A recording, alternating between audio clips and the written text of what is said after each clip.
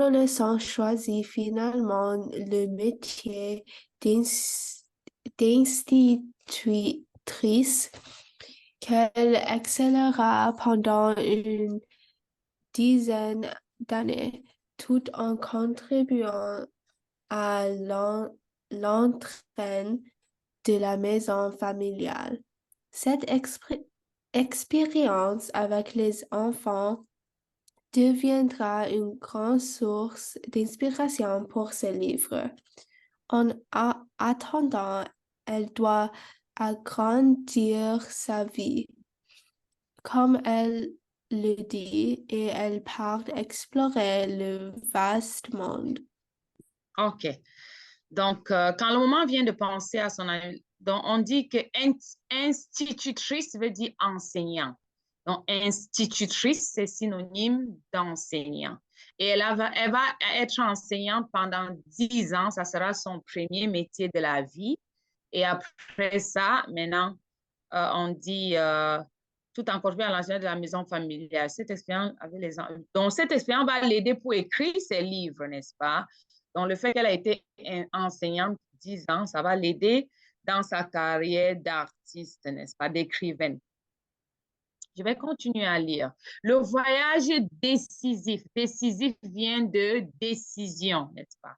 C'est un adjectif. À 28 ans, Gabrielle décide de quitter l'enseignement et le Manitoba pour aller étudier le théâtre en Europe. Elle réside à Londres et à Paris. Au cours de ce séjour d'un an et demi, elle fait la connaissance des gens merveilleux qui deviendront ses amis et rencontre des artistes talentueux qui consacrent leur vie à leur travail. Elle apprend l'art dramatique et a même l'occasion de publier un premier article. Donc, à 28 ans déjà, elle change de pays, elle change de carrière et elle publie son premier article. Article, c'est comme un petit livre, comme un petit journal qui parle d'un sujet, d'un thème, n'est-ce pas? De retour au pays, la jeune femme s'installe à Montréal, donc elle ne rentre plus au Manitoba, la grande ville francophone de l'Amérique du Nord, et gagne sa vie comme journaliste. Donc là, maintenant, elle est passée d'enseignante, elle était enseignante à l'école, dans une école primaire. Elle est partie apprendre de l'art en Europe. Elle a écrit et maintenant elle devient journaliste. Vous voyez comment elle est polyvalente. Elle peut changer de carrière. Elle réalise des reportages. Elle voyage d'un point à l'autre dans le Canada et elle apprend et connaît mieux le Canada. Dans ses temps libres, elle rédige de courtes nouvelles inspirées de ses aventures, lesquelles seront publiées dans diverses revues. Petit à petit, elle apprivoise l'écriture et consacre de plus de temps à son œuvre personnelle. Donc, elle commence à écrire, à aimer à écrire, elle publie des choses et elle fait ses petits pas. C'est la parution de son premier roman Bonheur d'occasion en 1945 qui fait de Gabrielle Roy une écrivaine à part entière. Donc, finalement, elle publie un roman. Un roman, c'est un grand livre, n'est-ce pas? Novel. C'est un livre avec plein de chapitres. Donc, quand elle fait ça, alors elle devient officiellement une écrivaine connue dans le Canada et probablement dans le monde. Qui va m'aider à lire, qui n'a pas encore lu, tout le monde. Samuel a lu, tout le monde avait déjà lu. OK, où est-ce que je commence? Je suis à ce livre. Ouais. Ce livre, elle a mis 2 ans après faire raconte l'histoire de jeunes qui vivent dans la culture Saint-Henri de Montréal. Pour comprendre le milieu, de façon réaliste et juste. Elle utilise la méthode de l'observation et de la documentation. Pour cela, elle se balade tous ses jours dans les lieux qu'elle veut décrire et enregistrer médialement une foule de détails qui donnent de la justesse à son récit. OK, merci. Est-ce que tu peux aller au toilette? Bien sûr. Quoi, si tu veux finir, je pense que c'est le dernier paragraphe. Oh non, on a encore un autre paragraphe. Vas-y, lis celui-ci.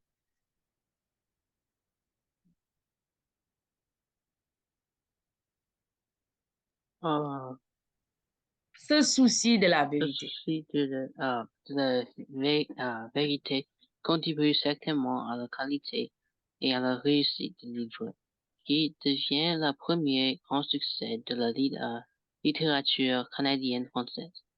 Du jour au lendemain, Gabriel Roy devient une célébrité au Québec, au Canada, en France, ainsi qu'aux États-Unis, grâce au roman The Tin Food. La traduction en langue anglaise de son roman Bonheur d'occasion. Merci. Claire, tu peux continuer. Je pense que ça, c'est le dernier. Lis-nous ce dernier. Ouais.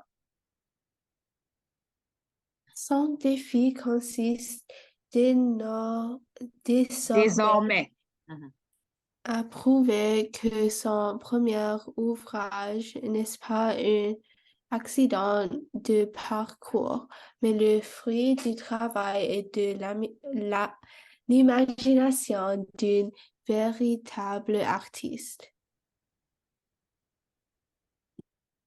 Continue, s'il te plaît. Finis une fois tout. La preuve est faite quelques années plus tard avec la parution du roman La petite poule d'eau, 1950. Tout le long de sa carrière, Gabriel Roy a écrit des dizaines de romans, nouvelles, articles et lettres. Parmi eux, mentionnant rue Descharbolt,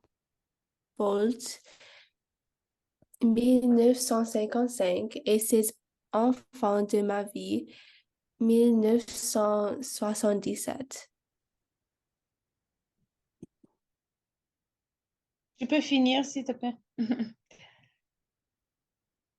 Enfin, son autobiographie, La détresse et l'enchantement, 1984, qu'elle a mis 7 ans à écrire et publié un an après sa mort.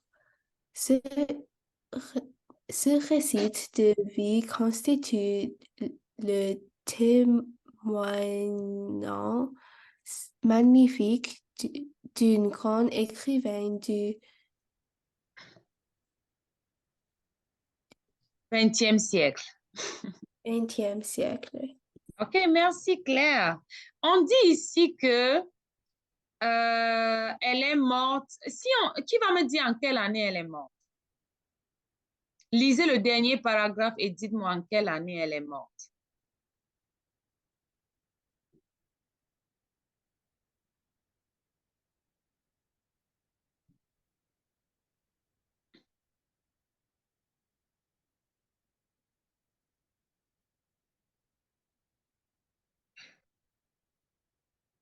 Oui, bravo Claire. Elle est morte en 1983 parce qu'elle a publié le livre un an après sa mort et elle a publié en 1984, n'est-ce pas?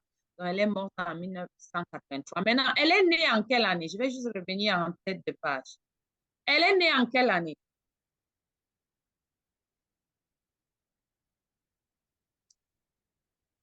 Et dites-moi à quel âge elle est morte?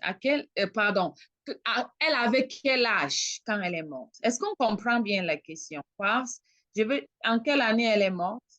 Pardon, elle est née, je veux dire, désolée de vous embrouiller. En quelle année elle est née? 1909. Bravo. Elle avait quel âge quand elle est morte? On dit qu'elle est morte en 1983. Elle avait quel âge? Elle est morte en 1983. Calculez, vous me dites quel âge elle avait.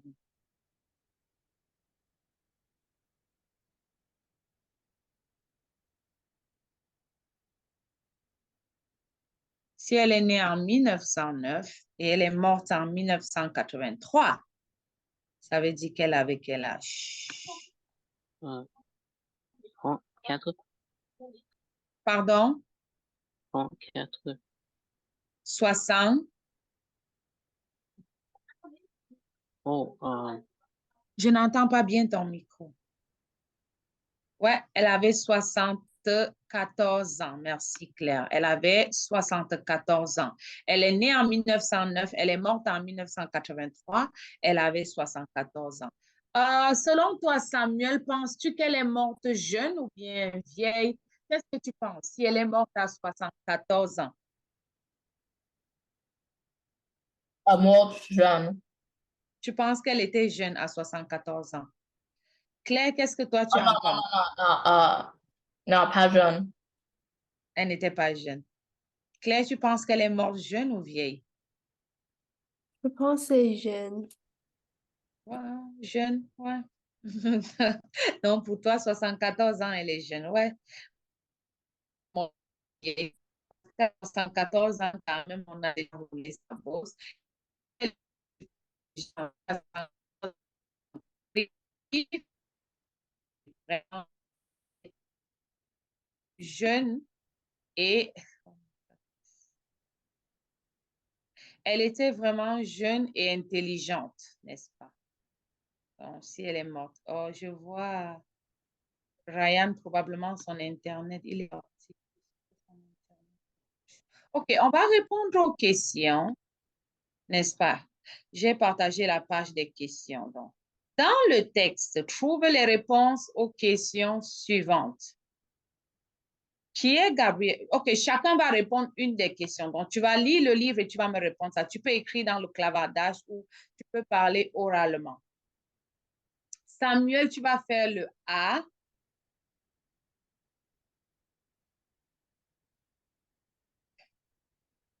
Quartz, tu vas faire le B.